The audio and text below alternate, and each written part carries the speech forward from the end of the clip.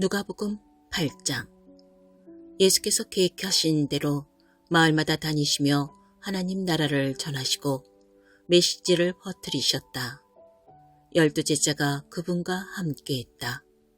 일행 중에는 여러 악한 귀신의 괴롭힘과 질병에서 나은 여자들도 있었다. 7 귀신이 나간 막달라라 하는 마리아와 헤롯의 관리인 구사의 아내 요한나와 수산나가 있었고, 그 외에도 많은 여자들이 자신들의 재물을 넉넉히 들여서 일행을 섬겼다. 그들이 이 마을 저 마을을 다니는데 많은 사람들이 합류해서 함께 다녔다.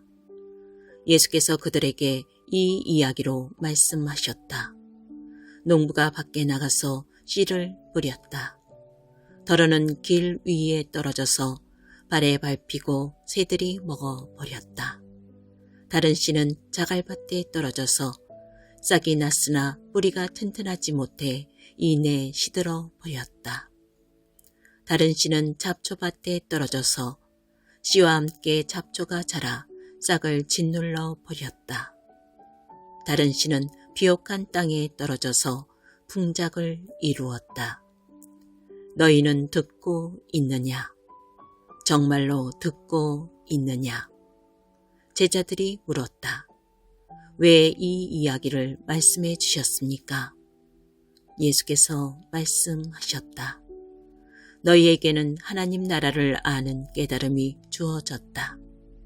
너희는 하나님 나라가 어떻게 되어가는지 안다. 다른 사람들에게는 이야기가 필요하다.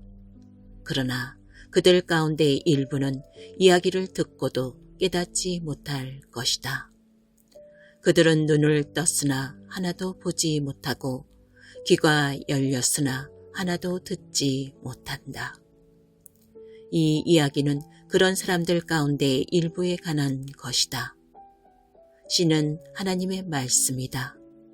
길 위에 떨어진 씨는 말씀을 듣지만 듣자마자 마귀가 그 말씀을 낚아채 가서 믿어 구원을 얻지 못하는 사람이다. 자갈밭에 떨어진 씨는 열성적으로 듣지만 그 열성에 깊이가 없는 사람이다. 그 열성은 또 한 번의 유행일 뿐 어려움이 닥치는 순간에 사라져 버린다. 잡초밭에 떨어진 씨는 말씀을 듣지만 세상 사는 일로 내일을 염려하면서 돈 벌고 즐기느라 씨가 자리 잡지 못해 아무 소득이 없는 사람이다.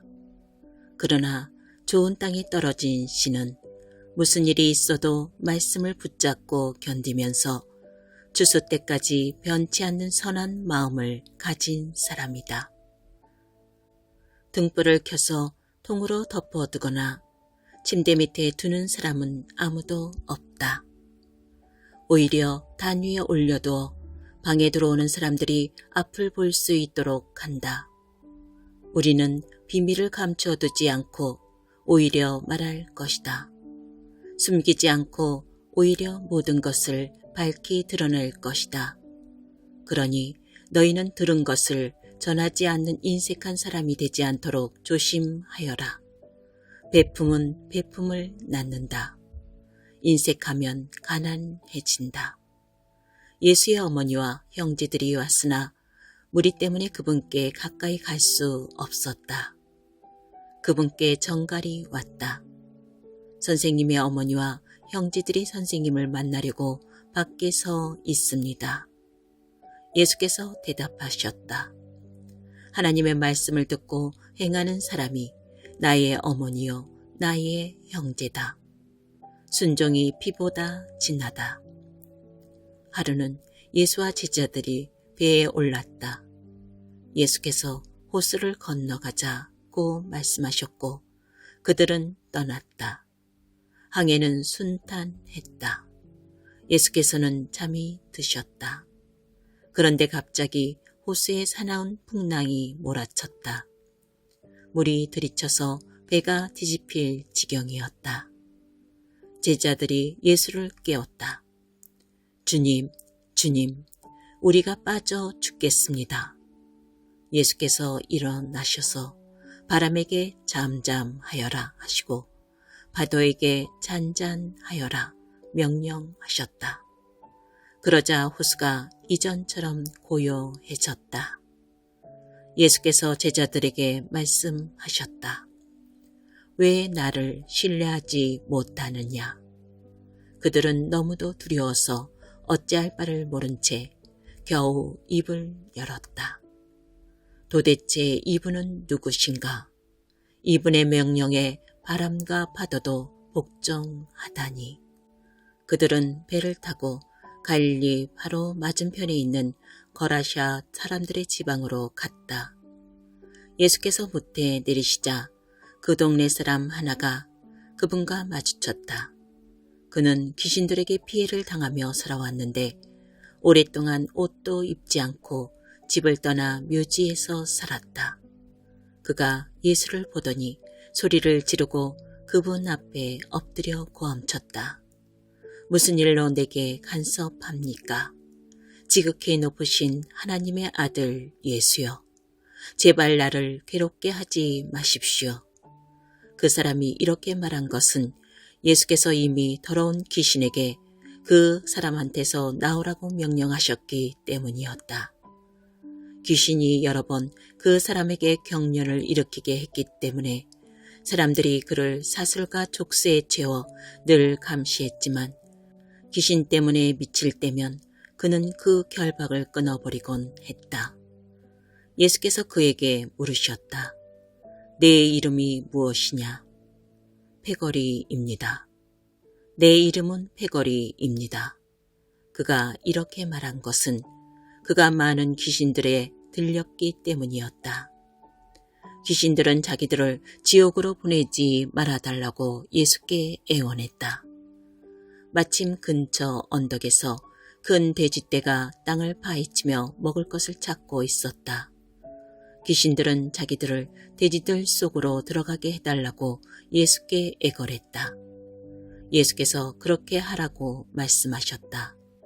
그러나 돼지떼의 형편은 그 사람의 형편보다 더 나빠졌다. 돼지들이 미쳐서 벼랑으로 우르르 몰려가더니 호수에 빠져 죽은 것이다. 돼지를 치던 사람들이 혼비백산하여 도망쳐서 시내와 마을에 그 이야기를 전했다. 사람들이 어찌 된 일인지 보려고 나왔다. 그들이 예수께 다가와서 보니 귀신 들렸던 사내가 단정한 옷차림과 멀쩡한 정신으로 예수의 발 앞에 앉아 있었다. 거룩한 순간이었다. 잠시지만 그들에게 호기심보다 경외심이 앞섰다. 그때 그 일을 처음부터 목격한 사람들이 귀신 들린 사람이 어떻게 구원받았는지 이야기해 주었다.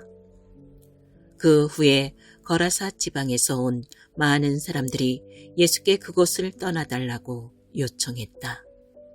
그들은 너무 엄청나고 갑작스러운 변화가 두려웠기 때문이다. 예수께서는 다시 배를 타고 떠나셨다. 귀신한테 놓인 사람이 자기도 함께 가게 해달라고 간청했으나 예수께서는 그를 돌려보내며 말씀하셨다. 집으로 가서 하나님께서 내게 행하신 일을 전부 말하여라. 그는 돌아가서 예수께서 자기에게 행하신 모든 일을 온 동네에 전했다. 예수께서 오시자 무리가 그분을 반겼다. 그들 모두가 거기서 예수를 기다리고 있었다. 그때 야이로라는 사람이 예수께 다가왔다. 회당장인 그는 예수의 발 앞에 엎드려 자기 집에 가주기를 애원했다. 12살 난 그의 외동딸이 죽어가고 있었기 때문이다. 예수께서 밀고 당기는 무리를 해치며 그와 함께 가셨다. 그날 무리 가운데 12년 동안 혈루증으로 고생한 여자가 있었다. 그 여자는 가지고 있던 돈을 의사한테 전부 썼으나 어느 누구도 그녀에게 도움이 되지 못했다. 여자는 뒤에서 슬그머니 다가가 예수의 옷자락을 만졌다. 그 순간에 출혈이 멈추었다. 예수께서 말씀하셨다. 누가 내게 손을 대었느냐? 아무도 나서지 않자 베드로가 말했다. 주님, 수많은 사람들이 우리를 에워싸고 있습니다. 손을 댄 사람이 수십 명은 될 것입니다. 예수께서는 그냥 지나치지 않으셨다. 내게 손을 댄 사람이 있다. 내게서 능력이 빠져나간 것을 내가 안다. 더 이상 숨길 수 없게 된 여자는 떨며 그분 앞에 무릎을 꿇었다. 여자는 자신이 왜 그분께 손을 댔으며 그 순간 어떻게 병이 나았는지 사람들이 다 보는 앞에서 털어놓았다. 예수께서 말씀하셨다. 딸아, 너는 나를 신뢰하는 믿음의 모험을 했고 이제 다 나아서 온전해졌다. 잘 살아라. 복되게 살아라. 예수께서 아직 말씀하시는 중에 회당장의 집에서 사람이 와서 회당장에게 말했다. 따님이 죽었습니다. 이제 선생님을 괴롭게 해드릴 일이 없습니다. 예수께서 그 말을 들으시고 말씀하셨다. 당황하지 마라. 나만 신뢰하여라. 그러면 다 잘 될 것이다. 집으로 들어가며 예수께서는 베드로와 요한과 야고보 그리고 아이의 부모 외에는 아무도 들어오지 못하게 하셨다. 사람들이 모두 아이 때문에 울며 불며 슬퍼하고 있었다. 예수께서 말씀하셨다. 울지 마라. 이 아이는 죽은 것이 아니라 자고 있다. 사람들은 아이가 죽은 것을 알고 있었으므로 그분을 비웃었다. 예수께서 아이의 손을 붙잡고 외치셨다. 내 사랑하는 아이야, 일어나라. 아이는 곧바로 일어나서 다시 숨을 쉬었다. 예수께서 아이에게 먹을 것을 주라고 말씀하셨다. 아이의 부모는 기뻐서 어쩔 줄 몰라 했다. 예수께서는 이 일을 알리지 말라고 그들에게 엄히 명하셨다. 이 방에서 일어난 일을 아무에게도 말하지 마라.